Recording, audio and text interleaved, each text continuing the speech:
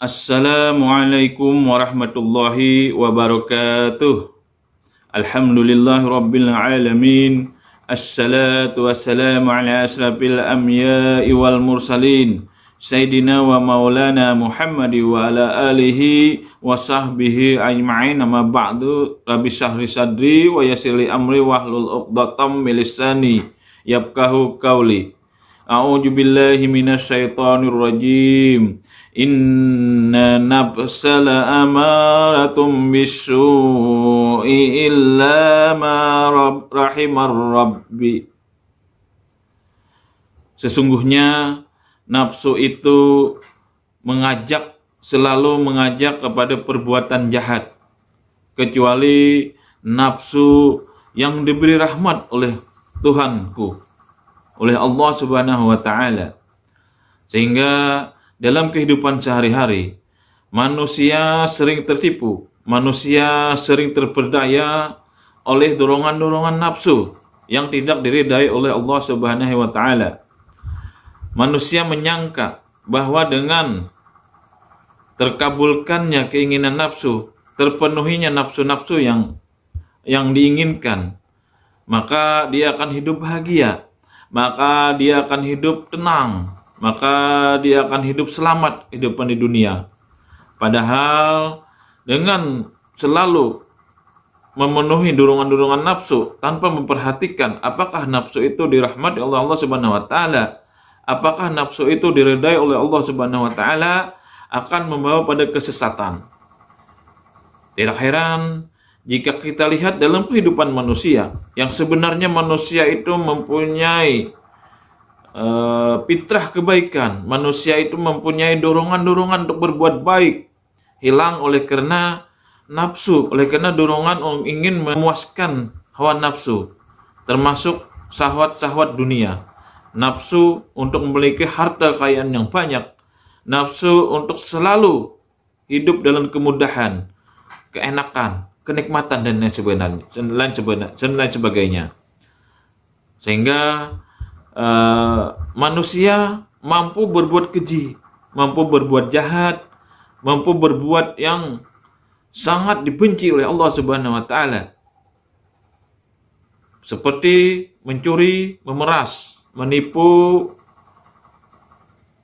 hidup curang, merampok, dan bahkan hidup secara munafik.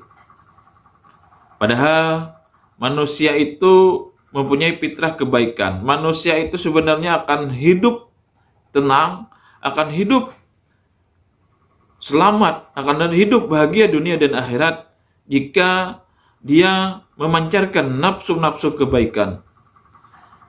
Ya ayuhan nafsul mutmainnah, irji'i ila rabbiki radiyatan mardiyah, wadkhuli fi ibadi wadkhuli jannati.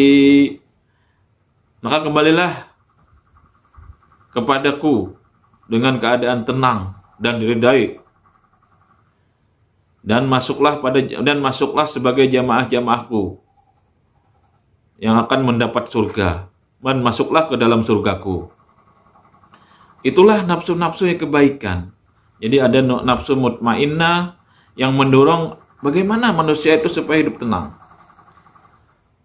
Manusia yang hidup tenang lebih tinggi derajatnya pada hidup-hidup yang hanya mengejar materi. Manusia memiliki kehidupan spiritual yang tinggi, yang mampu mengalahkan, yang mampu menghilangkan segala nafsu-nafsu duniawi, nafsu-nafsu yang menyebabkan manusia itu sengsara pada akhirnya. Sebagai contoh, bagaimana kita melihat seseorang rela berkorban, rela menghabiskan uang dengan banyak demi untuk menghilangkan kesusahan orang lain. Dia tidak mengejar harta, justru yang dia kejar itu adalah bagaimana dia bisa membuat orang lain itu tidak menderita. Bagaimana dia bisa membuat orang lain itu hidup bahagia.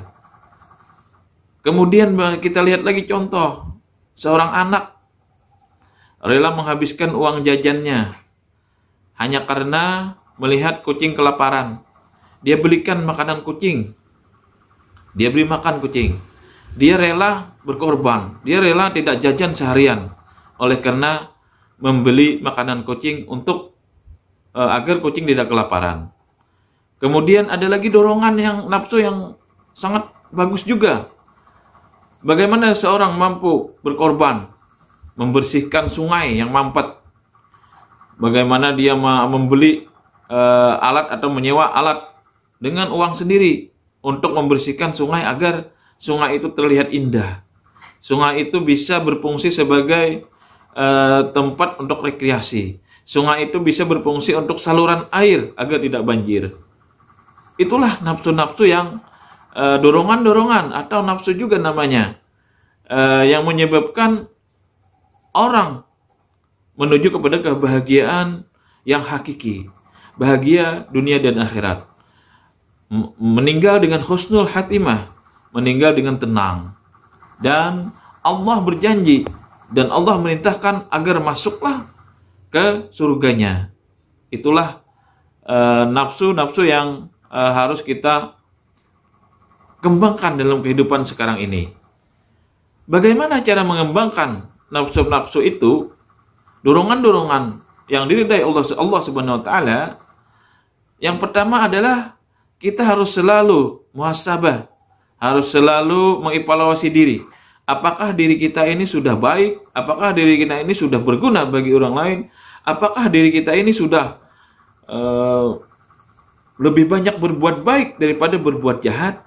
Apakah diri kita ini sudah melaksanakan ajaran-ajaran Islam? Sudah melaksanakan nilai-nilai ajaran yang disampaikan melalui Al-Quran dan hadis serta pendapat-pendapat para ulama. Yang kedua, kita bisa menahan diri. Menahan diri agar kita tidak terjebak pada nafsu-nafsu yang sifatnya lahiriah, pada nafsu-nafsu yang sifatnya syahwat dunia. Bahkan bisa menyebabkan kita bisa berbuat jahat. Kita harus mampu menahan diri, mengendalikan diri. Dan yang berikutnya adalah bagaimana kita bisa melatih diri agar kita terbiasa dengan dorongan-dorongan yang sifatnya baik, dorongan-dorongan yang sifatnya spiritual.